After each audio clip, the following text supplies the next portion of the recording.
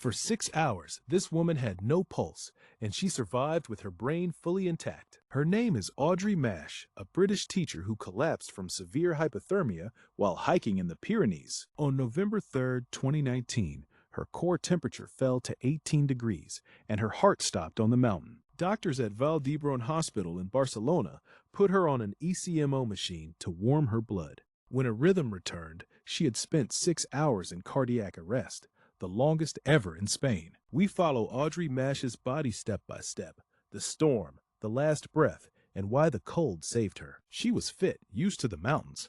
This route was ambitious, but nothing she had not done. That weekend, they set out as two experienced walkers on a route that should have been routine. Audrey Mash was living in Barcelona, teaching English, and set out to hike the Catalan Pyrenees with her husband. The plan was to climb toward the sanctuary of Núria, high in the Catalan range. They had done harder walks, but the weather turned far faster and harder than the forecast had promised. There was no fall, no accident. That is hypothermia's quiet horror. It does not announce itself. Cloud dropped over the ridgeline. Snow came in sideways. The temperature fell without warning. Snow came in. Visibility collapsed. The temperature dropped, and the trail vanished under white. Moving makes heat, so they kept moving, but the wind stripped it away faster than they could make it. They were still moving, but the mountain had quietly changed the terms of the day. Every option was closing. Back meant the same exposed ground. Forward meant more of it. And stopping was the one thing that would kill them fastest. They found a rock and crouched behind it, trying to shelter from the wind. In wind and cold, heat pours off the skin faster than that furnace can replace it. Heat loss in wind is relentless. The body simply cannot keep pace with what it is losing. Heat leaves an exposed body far faster than it can be replaced. First defense, skin vessels clamp shut, pulling warm blood inward to protect the core. That is why the hands and feet turn white and numb before anything else. Her core fell through the stages of hypothermia in order. First, violent shivering to make heat. As the core falls, the heart slows, and its rhythm grows irritable and fragile. Then the shivering slowed, her speech thickened. Confusion crept in, then a heavy, dangerous calm. Below 35 degrees, thinking blurs and judgment fails.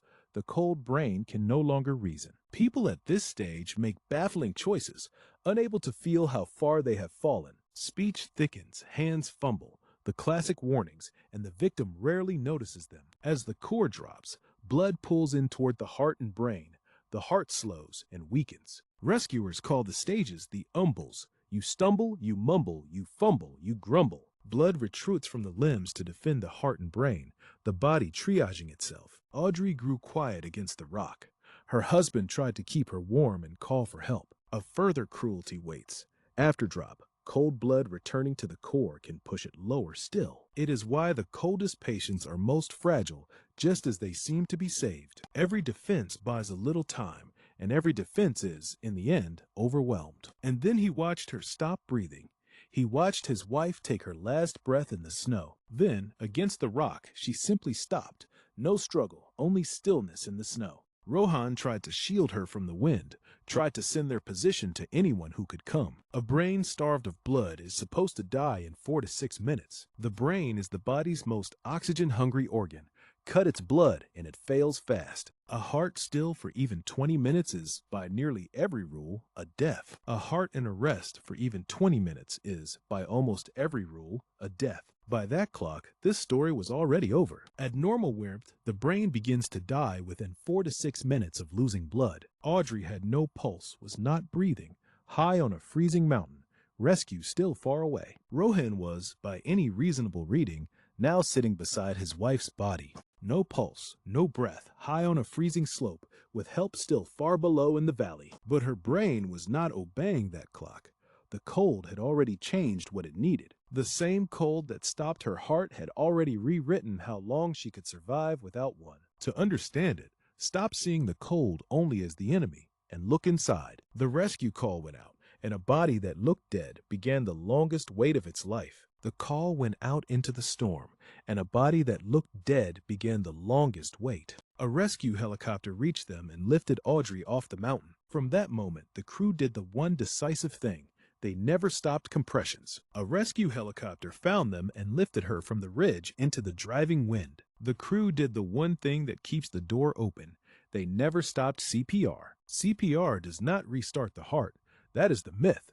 It is a substitute. Two hands squeeze the heart between breastbone and spine, pushing what oxygen remains around the body. Compressions keep the brain and tissues barely supplied, buying minutes that would otherwise vanish. Hands kept compressing a chest whose heart had nothing left, pushing what oxygen remained through the body. It is brutal, tiring, mechanical work, and for the whole flight, they did not stop. A deeply cold heart is electrically unstable. Handled roughly, it can tip into fibrillation and stop. She was flown to Vall Hospital in Barcelona, arriving late in the afternoon. So rescuers moved these patients almost tenderly, kept flat, because the heart is on a knife's edge. They flew her to Vall, a major Barcelona hospital, late in the fading afternoon. The readings were stark. No heartbeat, a flat line, and a core temperature near 20 degrees. The readings were stark. No rhythm, a flat line, and a core near 20 degrees. Here's the point where most stories end.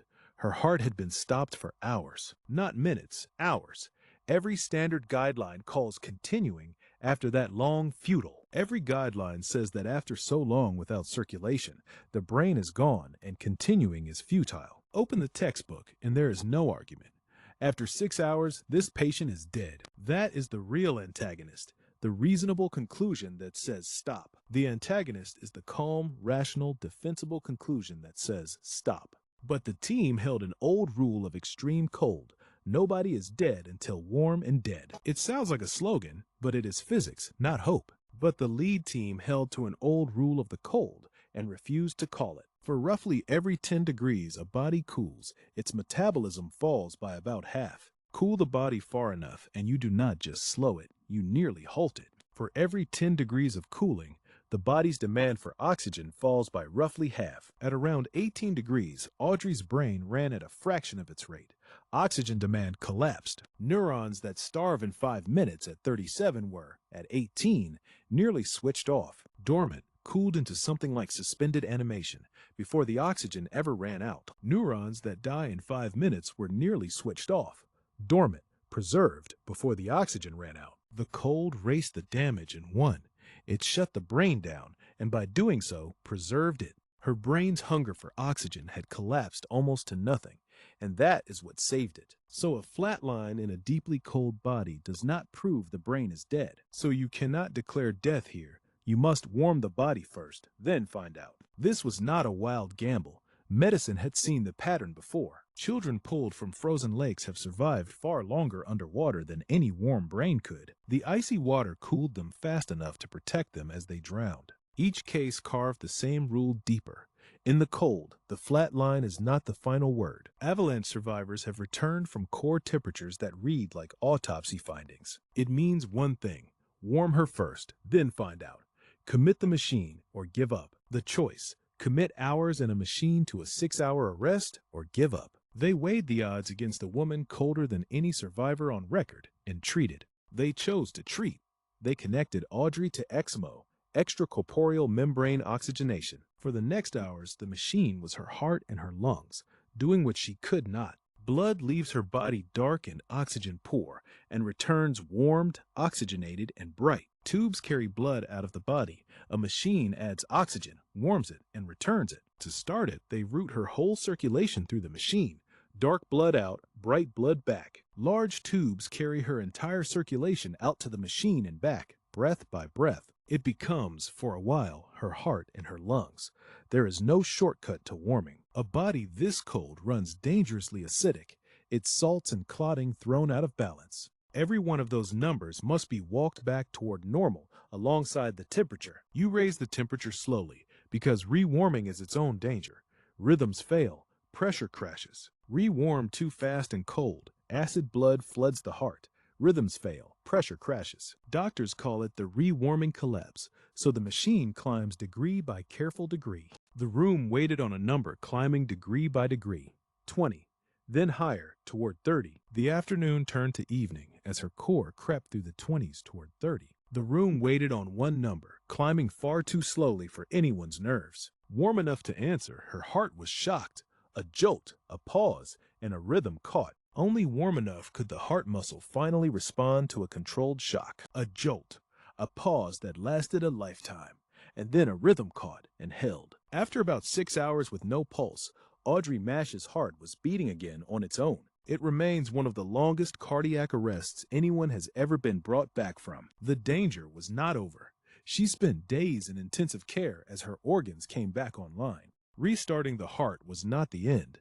It was the start of the next fight. A body starved and chilled for hours does not simply switch back on. Her organs, pushed past their limits, had to be supported and coaxed back online. But she woke up, remembering almost nothing, and the brain damage everyone feared never came. Everyone feared that even if her body recovered, the woman inside it might not. But she woke, remembering almost nothing. The mind had drawn a blank over the worst. The catastrophe everyone braced for, brain damage after 6 hours, simply never arrived. Within 2 weeks, she left the hospital. Within a month, normal life, with numb hands the only price. The hands recover last because they were sacrificed first. Blood pulled away to save the core. Within 2 weeks, she left the hospital. Within a month, something like an ordinary life. Her case is cited worldwide.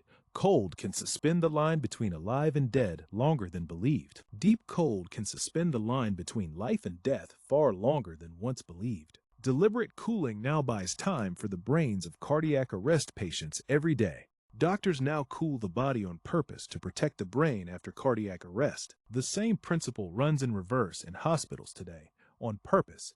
Therapeutic hypothermia. The cold that stopped Audrey Mash's heart is the only reason there was a brain worth saving. The cold that stopped Audrey Mash's heart is the only reason a brain remained to save. For more stories of the body surviving which should have killed it, subscribe to Anatomy of Survival.